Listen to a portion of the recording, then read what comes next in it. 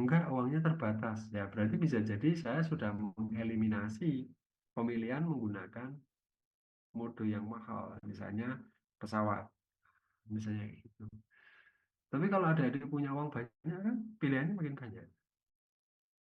Ya, sama lah sebenarnya. Jadi konteks tadi itu saya terapkan di sini.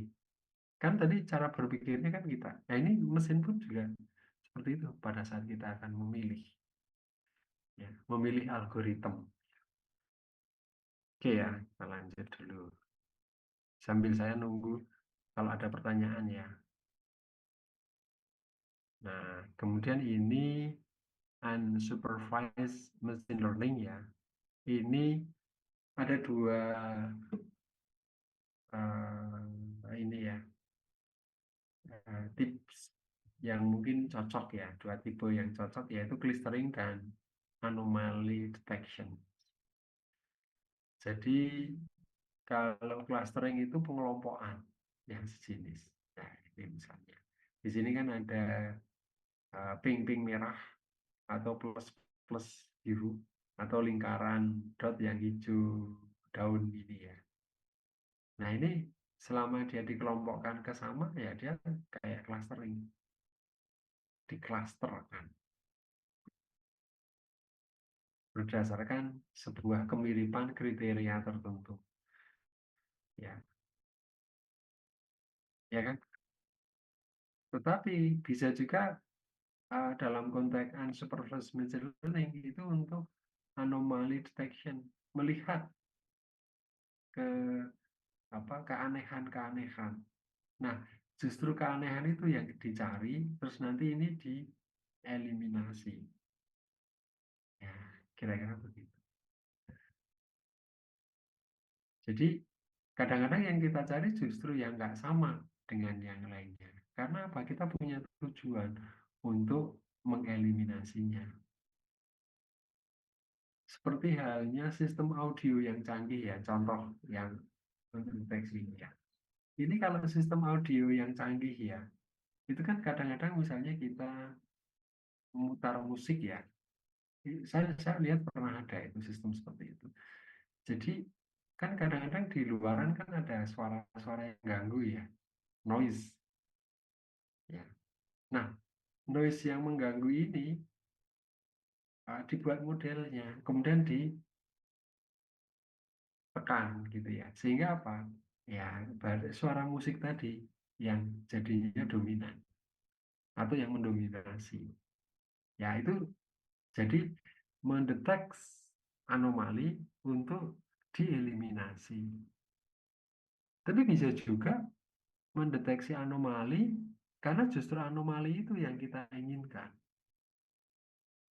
Ya, contohnya begini. Misalnya kayak pengamatan bintang ya, pengamatan bintang.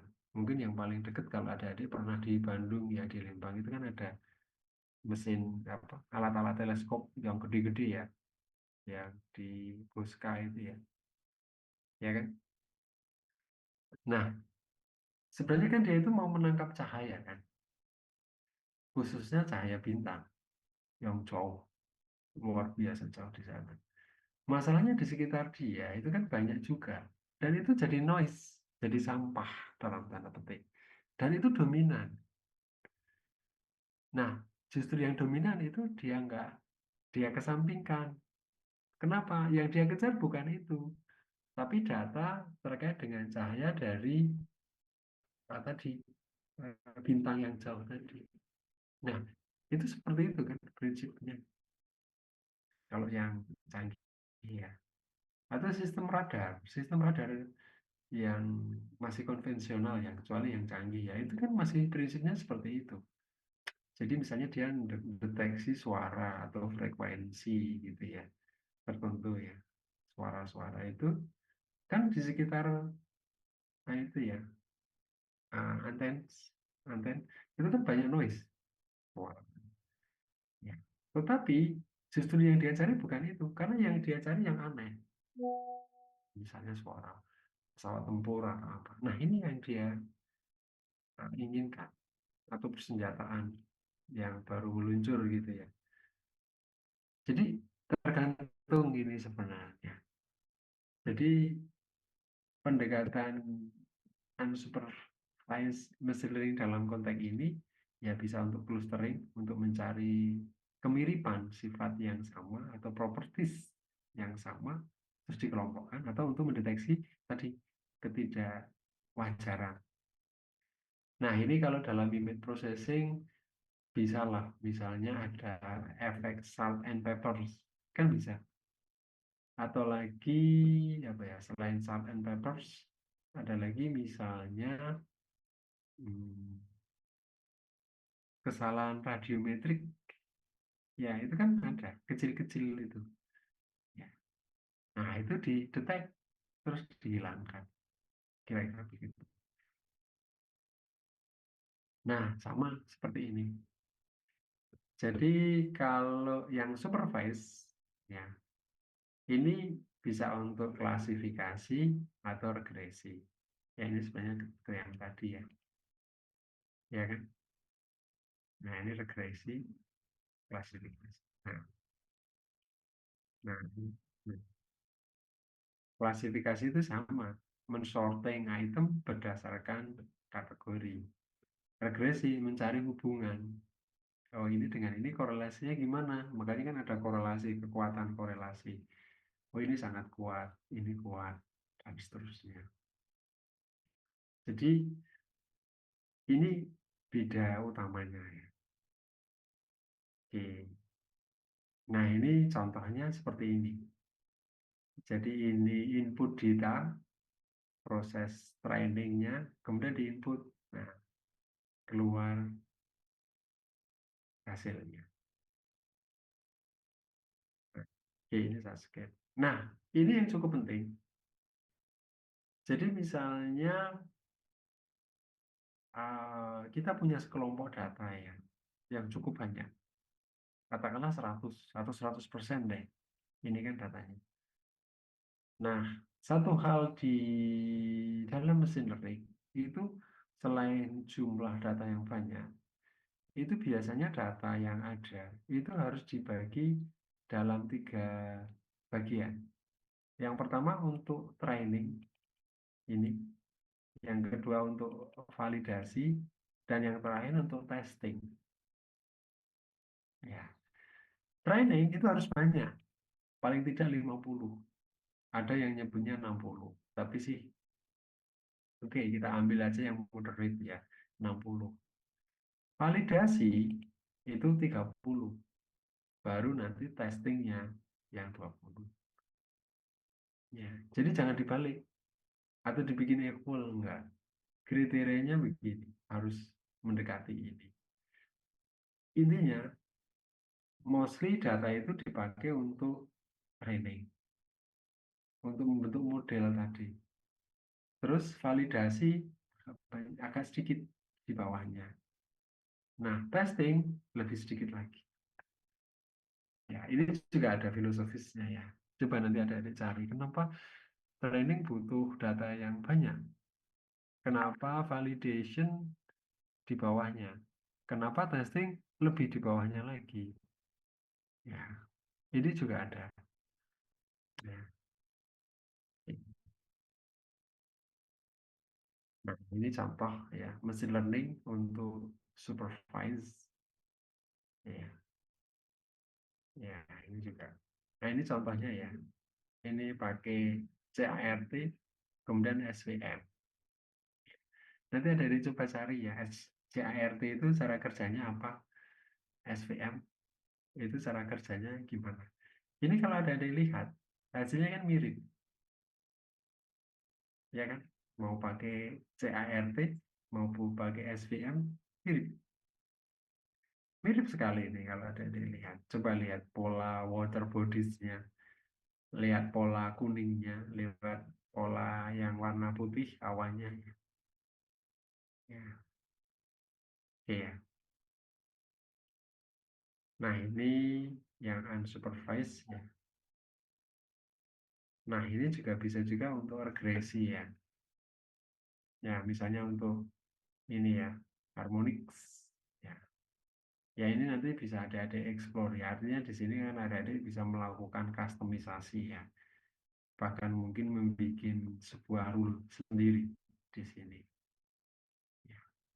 Nah, ini ada beberapa, saya punya sebuah ulasan ya.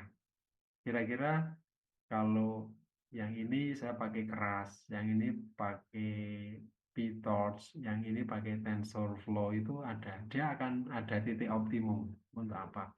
Jadi ini jangan dianggap ini sebuah apa ya, sebuah kewajiban harus dikuasai semua, enggak. Tergantung.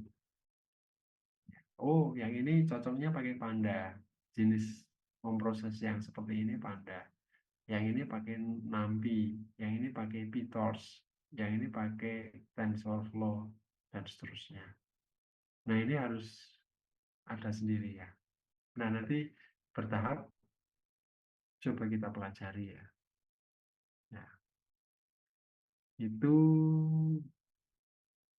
mungkin ada pertanyaan sebelum kita lanjut lagi. Ini software-software ya. Jadi saya yakin dari beberapa adik-adik kan pasti dari sekian banyak mahasiswa itu kan ada yang ini ya, yang punya passion ya di bidang IT gitu ya. Nah, kalau memang passionnya di situ ya, ya pas ini cocok adik-adik bisa berkembang di sini. Kira-kira begitu. Oke,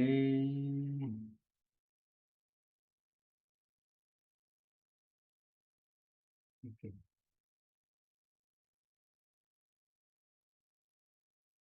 Ya, oke. Ada lagi mungkin yang mau ditanyakan?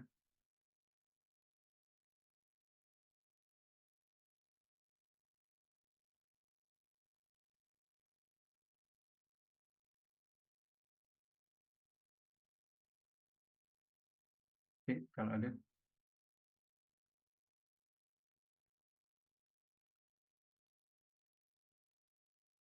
Ya.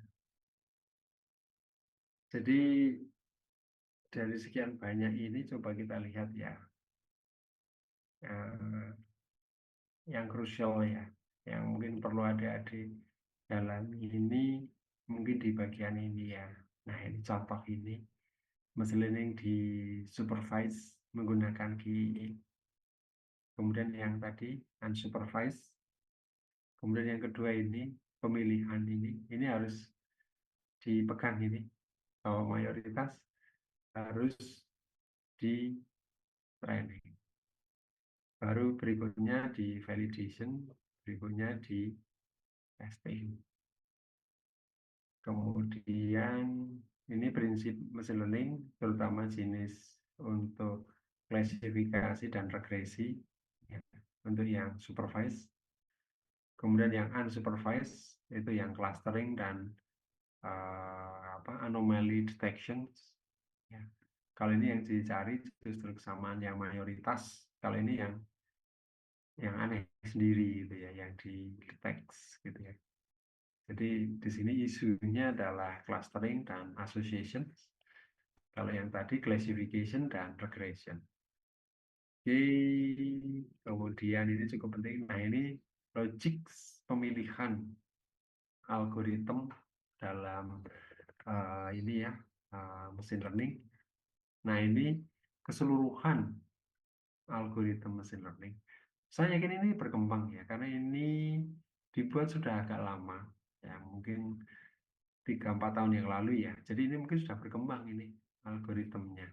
Sama seperti G itu, kalau kita nggak buka 2 minggu saja ada yang nggak pakai. Itu bisa jadi nanti banyak rutin-rutin yang baru itu, termasuk katalog datasetnya itu tambah. Itu bisa terjadi. Ya, apalagi kalau sampai sebulan lebih ada adik nggak sebulan pakai terus nggak pakai lagi, nah, sudah itu akan tambah.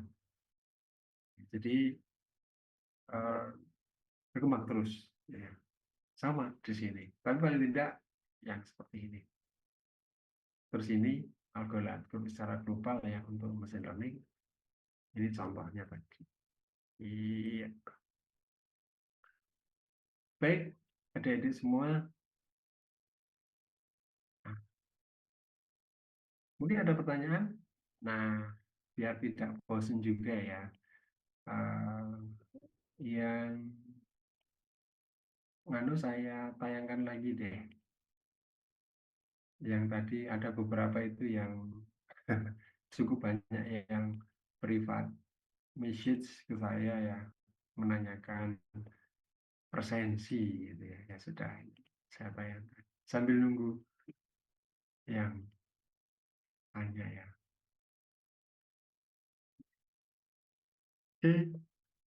Woi, tiba-tiba banyak ya. Yang absen.